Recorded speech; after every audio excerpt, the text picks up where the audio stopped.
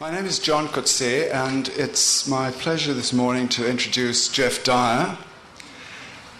Geoff Dyer, born in Cheltenham, is a graduate of Oxford University and a writer. Nowadays he's based in London, but he has lived for periods in Europe and the United States. Geoff has published 4 works of prose fiction, books Paris Trance, The Search, The Colour of Memory, and most recently, Geoff in Venice, Death in Varanasi. He has also written a number of works of prose that are not works of fiction. A book about the critic and novelist John Berger, a book about the memorialization of World War I, a book about jazz, a book about photography, a book about D.H. Lawrence, and a book called Yoga for People Who Can't Be Bothered to Do It, which won a prize for travel books and must therefore, I guess, be a travel book. He's been honored by several prestigious institutions, including the American Academy of Arts and Sciences and the Royal Society of Literature. Now, this morning, Geoff will introduce and read from Geoff in Venice, and then there will be question time, and we'll close proceedings at 10:15, after which Geoff has kindly consented to sign copies of his books over there. So, Geoff Dyer. Thanks.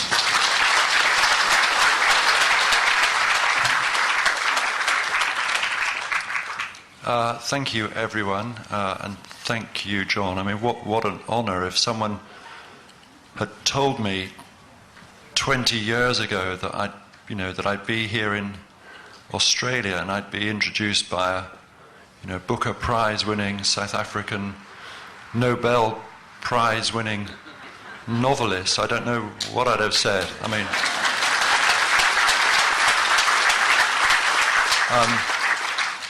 what would I have said? I'd probably said, wow, that's incredible, because Nadine Gordimer is my favourite writer.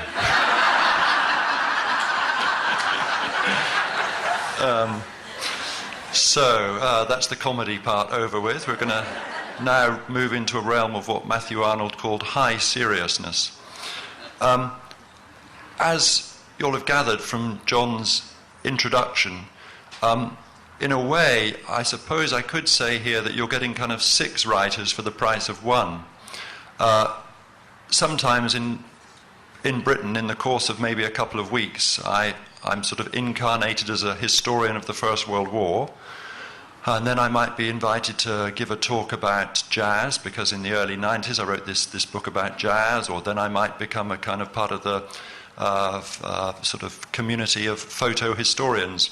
But today I'm going to be talking about my latest blockbuster, which is, I call it a novel really because I don't know what else to call it. As some of you may have heard the other day, what this book is, and what I wanted to call it, was a diptych, but that was considered commercially rather off-putting.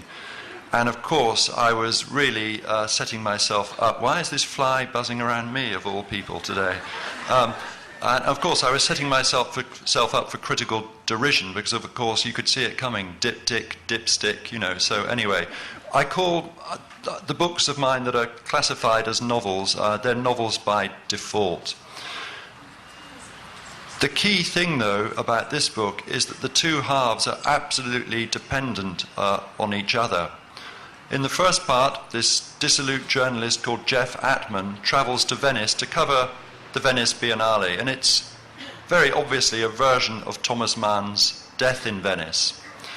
But what happens in Venice is that this dissolute journalist meets a woman, and as is not the case with Aschenbach's Tazio, their relationship is consummated. So part 1, I can't emphasize it enough, it's a romance. And what I'll do, I think, to give you a sense of it, is just read a short passage. Now, the thing about Venice, perhaps more than any other city, you're seeing it through the eyes of the writers who've been there before. You're not just experiencing a real city, you're experiencing this culturally constructed city, because, of course, everybody's been there and they've written about it. So to put it in those rather dreary academic terms, Venice is a kind of textual city as well as an actual city, And what I wanted to do was find a way of kind of dramatizing that, as opposed to putting it in those theoretical terms. So this is one morning when Geoff and the woman he's just met, called Laura, they take a trip on a vaporetto. From time to time, Laura consulted the map. Eventually, she said they should get off at the next stop. "What's here?" said Geoff. "San Michele," she said, "a cemetery." He could see it now like Bocklin's Isle of the Dead, but symmetrical and neat, and not at all foreboding. After so long on a boat, the land swayed like the sea.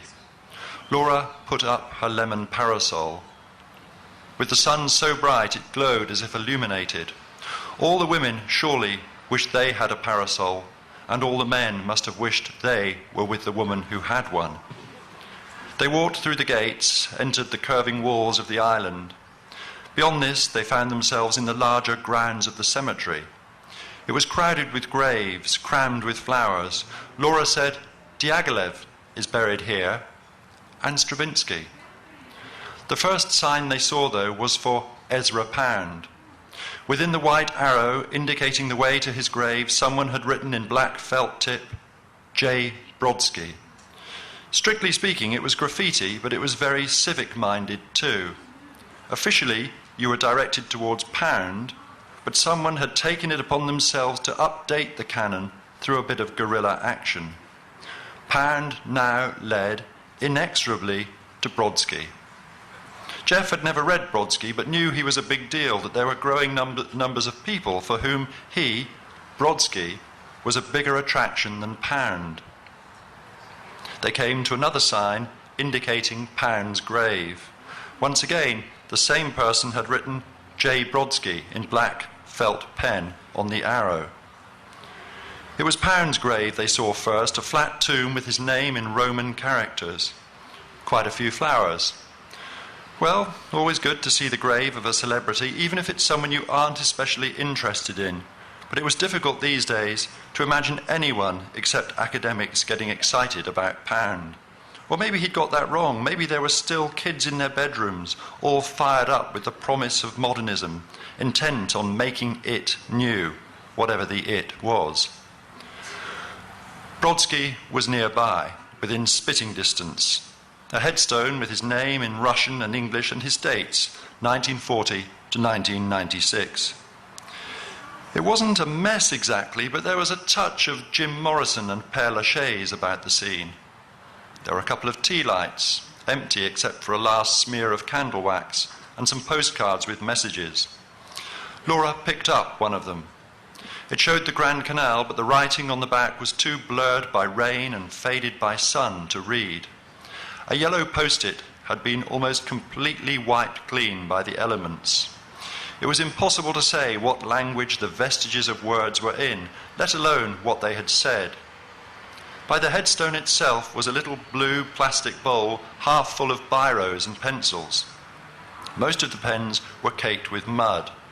At a push, one or two might have been usable, not to write a poem, but good enough to jot down a phone number. Laura rummaged in her bag and added a shiny new biro to the pile. Now someone could write something longer. She even added a few pages from her notebook, so the future was a blank page, ready for whoever came after Brodsky and wanted to have their say. In India, these kids are all the time running up to you, Laura said. All they want and know how to say is, "School pen." They just say it as a question, "School pen." It's the cutest thing, it's lovely, if you have a pen to give. If you haven't, you feel mean as Scrooge. They walked on. It was hot under the parasol, but cooler than not being under it.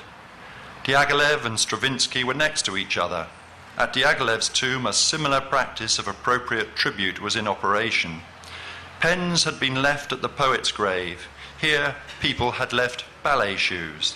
There were 3 in total, 3 halves of 3 pairs, and lots of messages too. Stravinsky's tomb was bare. No one had left a violin or a piano or anything like that. They waited on the quay for the Vaporetto. When it came, they squeezed to the back of the boat, watched the island of the dead slide away behind them. After a few minutes, there was nothing to see except a thin line of land surrounded by sea and parched sky. So that's a little bit from the Venice part of the book. And that was my original intention, to write, as I say, a version of Death in Venice. But then my wife and I went to Varanasi, or Benares, in India, and as soon as I got there, I knew that in some way the book would actually be about the two cities, because the similarities between them are so incredibly striking. They're both, they're both water-based cities. In Venice, you've got the Grand Canal, obviously. In Varanasi, you have the Ganges, crumbling old palaces, narrow lanes, narrow, very dark lanes leading off from the central squares.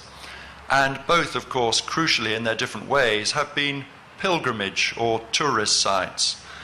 And I should say that, as is the case with nearly all these fantastically original revelations that one has, it turns out that actually it wasn't original at all, because Allen Ginsberg, when he was in Varanasi, and it was actually Ginsberg that really established Varanasi as an essential stop on the new kind of pilgrimage that people did, that is to say, on the sort of hippie trail.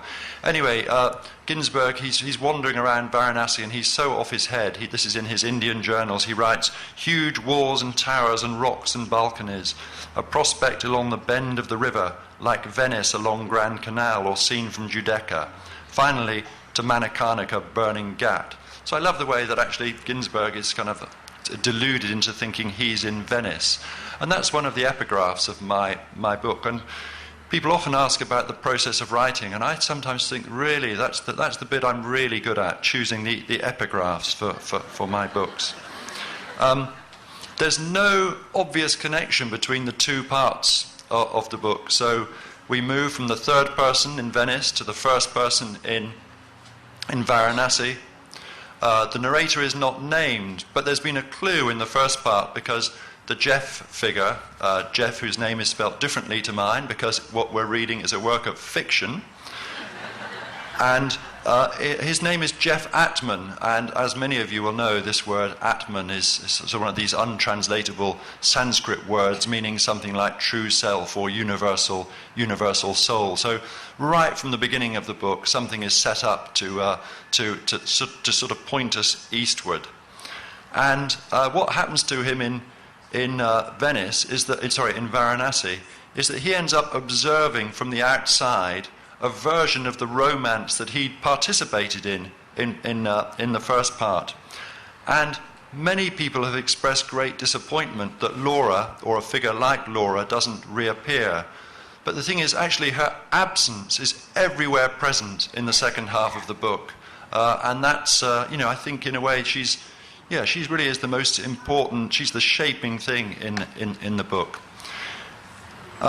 I'll read another short passage from the second half of the book. Obviously, the British influence in India is everywhere apparent, but it's funny, in the realm of when it comes to queuing, which of course is the great English virtue, in India, it's, I don't know, it's like you almost feel that India had once been an Italian colony, because they have a more Italian attitude to queuing. So this is a part of the book where the person, having been so kind of intoxicated by the wildness of Varanasi, now it's all getting a bit too much for him, and he enters a phase of irritation and annoyance which came to a head when I was queuing up to use the ATM in the lobby of a bank in the middle of town. The noise made queuing stressful. What made it all the more stressful was the way that, strictly speaking, it was not a queue at all. At the same time, it was not a queue. A total free-for-all, or non-queue, or scrum I could have handled. But this was the worst of both worlds, a sort of queue in which the principle of the queue was neither completely ignored nor adhered to. Several times the tall German in front of me had allowed people to push in front of him. Just as queue is not quite the right word for what was happening, so neither is push. People didn't push in, somehow they just got in ahead of him. There was a guard at the door, but he was doing nothing. Really, he was just a pillar in a blue uniform. "If you let people push in like this, we're going to be here for the rest of our lives," I told the German. He shrugged. I guessed he'd not been in Varanasi for long. We'd been standing there for another couple of minutes when an Indian man and his wife came and stood in front of him. The German looked at me, and I tapped the man on the shoulder. "There is a queue," I said, "and you must wait in queue." He ignored me, of course. I changed places with the German so that effectively I had pushed in ahead of him too. "There is a queue, and you must wait in queue," I repeated, "behind me and behind this man and behind the people behind him." He smiled and shook his head. The guard was oblivious. His job was to be a guard and stand here in his blue uniform. His duties did not extend beyond that. "You will go to the back of queue," I said to the man who, having pushed in, had now taken his card out in readiness. "There is no point in taking your card out. Your turn has not yet come." "I am in hurry, sir." "Everyone is in hurry," I said. "I am in hurry, sir. I will be quick." "Everyone is in hurry. Everyone will be quick. No one will be quick if no one waits their turn." He was still ahead of me. I shouldered my way alongside him. I was becoming angry now. He was perfectly calm, smiling. I made sure that my face was also arranged in something that could be construed as a smile. "I am in hurry, sir." "Everyone is in hurry, sir. You will not go into this bank ahead of me." "Sir, I am requesting you. But your request, sir, has not been granted. So you must go to back of queue." "Sir, I am requesting you, and your request," I said, "has been categorically refused." In other circumstances, I might have found this wearying, but I'd been in India long enough now to realize that there is no limit, to the number of times the same things can be said. The fact that a point has been made does not mean that the same point does not need to be made again and again. There was scope, however, for enlarging and varying the point. "Furthermore, your request will never be granted," I said. "Never. Do you understand me?" At some level, he did not. The idea of absolute refusal, with no scope for a special dispensation or exemption, made no sense. He continued standing where he was. We were neck and neck. Physically, he was not ahead of me in the queue, and I was not ahead of him, but I had by now established a crucial psychological advantage. My rival was not interested in the etiquette or principle of queuing. He simply wanted to use the bank machine quickly, that was that. Whereas for me, my place in this queue, indeed the continued existence of the very idea and principle of the queue, was at stake. Nothing in my life mattered more to me than not letting this man in ahead of me. I had found a cause I could die for. Or kill for. "Sir," I said, "look at my eyes." I took off my sunglasses. "Look at my eyes and listen to me," I said. I had no idea how my eyes looked. I hoped the fact that they were blue lent the person glaring angrily through them an air of implacable purpose and unshakable will. In a sense, it did not matter, because the queue barger was not looking at my eyes. He was looking at the door to the bank, and he was still smiling. My own smile had by now become a death's head grin, a rictus of suppressed English rage, the product of years of rainy summers, ruined picnics, cancelled trains, and losing at penalty shootouts. I knew you Australians would like that. "You are not going into that bank ahead of me," I said. "The only way you will go into the bank ahead of me is by stepping over my lifeless body. Do you understand?" The moment of crisis had arrived. The fleshy, sari-clad woman who'd been ahead of us was emerging from the lobby. Before she was properly out of the door, my rival tried to move past her, but I wedged myself between them and shouldered my way in. When he tried to come in as well, I shut the door in his face. I had made it. Pumped up and exultant, I pumped my fist like a man who has made his point, achieved his goal, won. I keyed in my PIN. My hands were trembling. Perhaps that's why the machine rejected my number. I must have keyed in the wrong pin. I tried again, slowly, carefully, deliberately. The bank rejected my card a second time and a third. Everything that happens in India is a parable, even if the meaning of that parable is unclear. In this instance, though, I took it to mean that there is no such thing as a Pyrrhic victory. There are only Pyrrhic defeats. The fact of the matter is that I came out empty-handed and cashless. The man who had tried to get in ahead of me came in next, unperturbed, unrepentant, and ungrudge-bearing. His wife was standing outside. So was the German, but he was not the next in line.